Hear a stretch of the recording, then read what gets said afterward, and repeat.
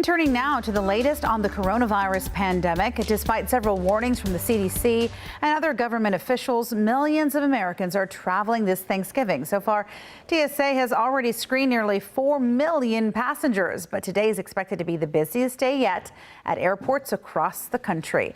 And airport officials in Austin are preparing for an influx in passengers, and you're taking a live look there briefly towards Austin's airport right now. It's expected to be the busiest time so far during the pandemic at Austin's airports.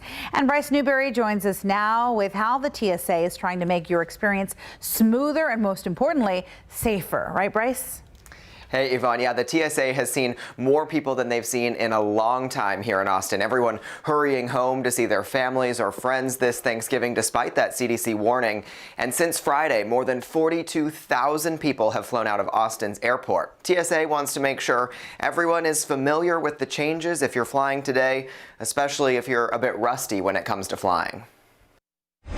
This Thanksgiving, more than 150,000 Texans expected to take off again, a near 45% drop from last year, according to AAA. The surge in travelers coming as the CDC urges everyone to stay home, warning that travel could lead to getting or spreading COVID-19. That's why the TSA at Austin's airport is trying to make your journey smoother.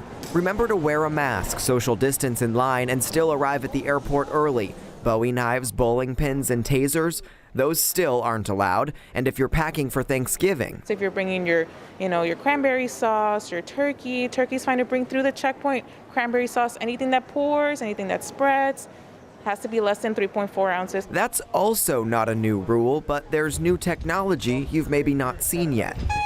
The CAT machine, short for Credential Authentication Technology, uses just a flyer's ID as their ticket through security. We're trying to reduce as much direct interaction, and that ID checks for that boarding pass and lets you get on through your flight.